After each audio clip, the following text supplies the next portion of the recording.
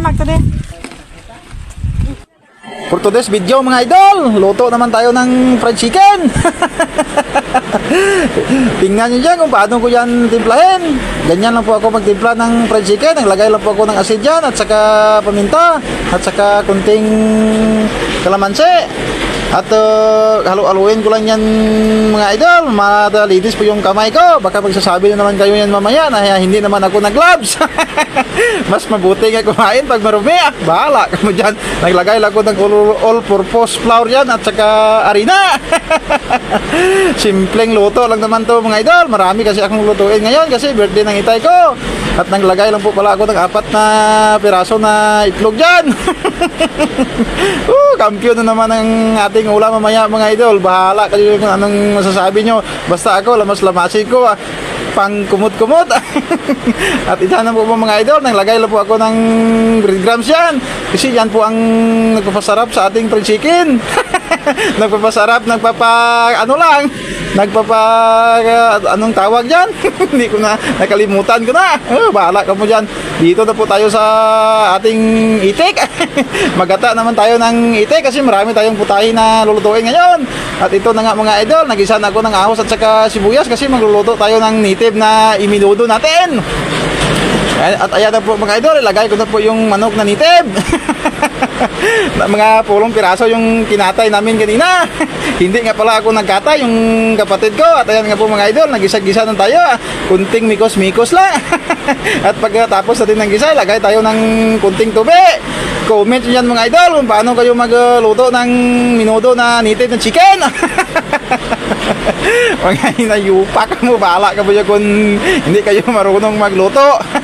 Kasalanan ko ba yun? Ay hindi kayo marunong. At ito na nga mga idol, naglalapwa muna ako ng itik. Yung sa Tagalog, pinakuluan. At naglagay lang po pala ako yan mga idol sa ating minuto ng at sweete. At ayan na nga po mga idol, kunin na po natin yung ating itik. Kasi itapon natin yung kanyang sabaw. Pinakuluan ko nga pala yan sa tanglad. At ayan na nga po mga idol, mag-isa na nga tayo ng luya. Kasi marami ating putahe ngayon. Mga nasa alas 10 ng umaga pa lang ito. Mabuti nga ngayon kasi hindi uminit. At ayan nga mga idol, natuyo na po yung ating minudo na native na manok. Naglagay lang po pala ako ng tomato paste at saka tomato sauce. At saka green paste. Yan po ang putahe na alatsamba. Naglagay lang ako ng pasas at saka powder na minudo. At naglagay lang po pala ako ng peanut butter. Kompletos, ricados to mga idol. Wala na kayong masasabi dyan. At naglagay ako ng 1 pirasong liver spread at saka pineapple juice. Baka magsasabi naman kayo yun mamaya, hindi din masarap ha. At kunting halo-halo lang. Tapos transfer naman tayo dito sa ating itik. Kasi pakuluan na natin yan. Linagay ko lang muna at igisa muna natin ng kunti. Nalaglag pa yung isa, bahala ka dyan. At naglagay lang po ako ng kunting paminta. Saka asin. Lagyan mo lang ng tuyo yan. Maya okay na yan. Bahala kayo yan kung ano ya makita nyo sa aking luto. I-comment nyo dyan kung nasaan yung luto, kung masarap. Kasi marami tayong putahe. Lagay lang po ng tubig. Takpan muna natin yan. At dito na po tayo sa ating minudong itik. Naglagay lang po ako ng carrots. Hindi ko na pinirito yung carrots at saka patatas. Mas masarap yun sana pag pinirito po pa. Kaso wala na. Para iwas na sa mantika. At dito na nga po tayo sa ating fried chicken. I-fried ko na. At ayan na po mga idol. Luto na. Dasig lang. At kunin niyo po yung mga natira sa fried chicken kasi hindi po masarap yung pag linagyan niyo ulit. At ito na po mga idol. Luto na po yung ating minudong native na manok. Linagyan ko na po ng hotdog. Tingnan niyo po mga idol. Sobrang sarap na yan. Itabi ko muna dyan. Kasi magluluto naman tayo ng ating binakol na native na manok. Sa lahat po nagre-request yan, ito na po yung binakol mo na manok. Tingnan mo lang dyan kung paano yan lutuin. Hindi ko na yan ginisa. Sabi ng mga kasama ko, gisa. Ayan na po yung mga kasama ko kasi luto na yung minudo na chicken. Kumakain sila, kunin ko lang muna yan. Kasi magluluto tayo mamaya ng pansit. At agad ko lang muna ang tinubigan yung ating native na binakol. Hindi ko na ginisa yan kasi hindi naman binakol yung pag-ginisa mo. Linagay ko lang yung luya at saka sibuyas. At dito naman tayo sa ating itik. Linagay ko na yung pineapple juice na natira kanina. Sobrang sarap na naman ang ating ulam. At dito na po tayo sa ating pansit. Sutanghon po to yung aking niluluto. Pato. Sutanghon na pato. At naglagay lang po ako dyan ng baboy at saka manok, ang ating ingredients. At lagay ako ng tuyo, paminta. Kamu na bahala niya mag-intindi kung ano yung pinanglagay ko dyan. Mahirap mag-voice over. Naglagay lang ko ng tubig. At saka may natira pag pineapple. Paano kayo magluto ng sutanghon? Naglagay ako ng 2 nor na shrimp. At ayan na nga po mga idol.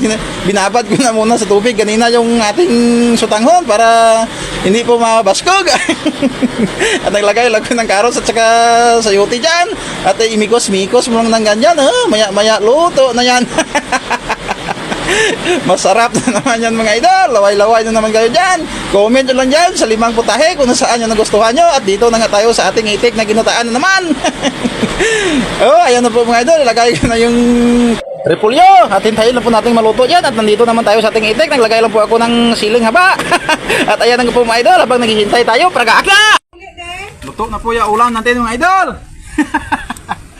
Pragaakta! Kapoy na si idol nyo.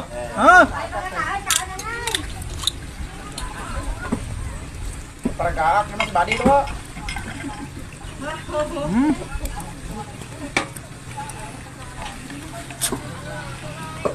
Pansit kago langkuan duro ka na. Ingat gini ha duro. Ibutan niya presikit eh. Ay abi ko tapos din. Ay sudlang ro, sudlang to pay.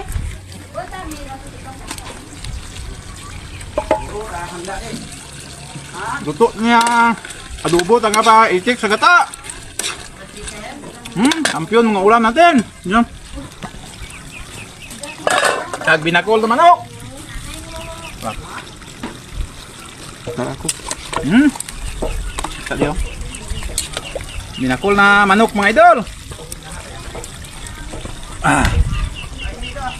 Hindi kayo ay ba? Sige. Dala si Apunji ha. Jaga bang. Bang Hira saja. Kabla.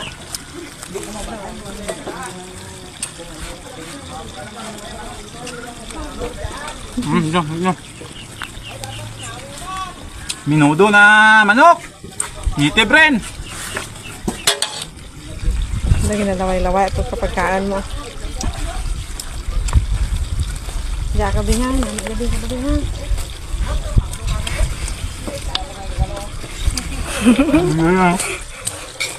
Nami ta na idol. Wow, matikita ko na. Ang kakaon. Magtadi. Namit, di ba?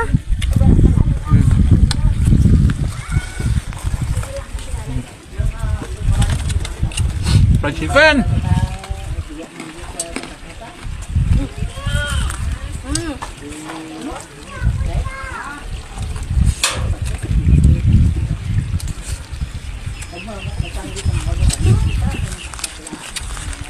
Pansit mo pa.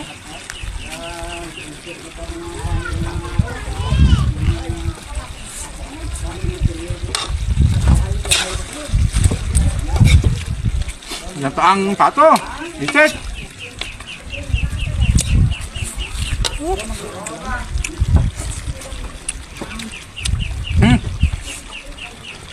Tumapon pa.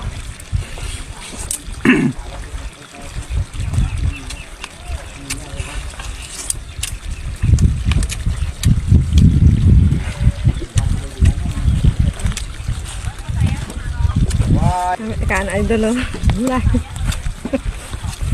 Pansit. Tanghon.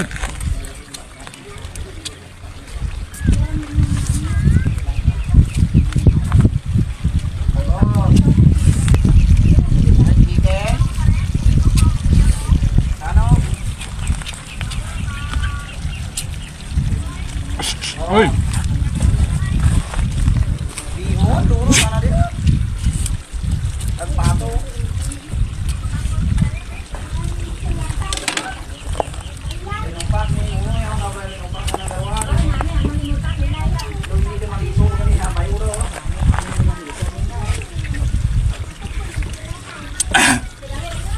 Thank you for watching mga idol. Bye-bye!